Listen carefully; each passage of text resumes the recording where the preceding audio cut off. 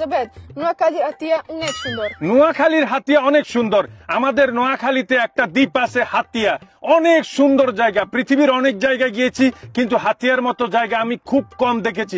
আপনারা গিয়ে দেখুন, হাতিয়া কিন্তু অনেক সুন্দর, অনেক স্মৃতি আছে আমার হাতিয়ার। কিন্তু এই হাতিয়ায় যাতায়াতের অবস্থা খুবই খারাপ।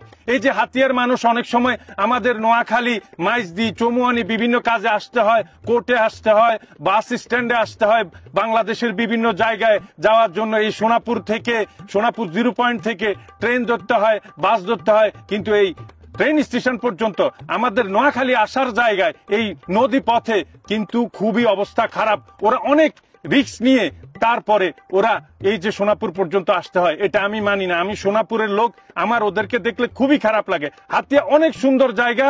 হাতিয়ার যাতায়াতের ব্যবস্থা ভালো করুন এবং সবাই হাতিয়া গিয়ে ঘুরে আসুন, দেখবেন সবাই বলবেন যে অনেক সুন্দর। হাতিয়া অনেক সুন্দর, অনেক সুন্দর, হাতিয়া অনেক সুন্দর। লুক্রেসিয়া আপনাদেরকে বলতেছে, ইটালিয়ান লুক্রেসিয়াও হাতিয়া গিয়েছে। হাতিয়া অনেক সুন্দর।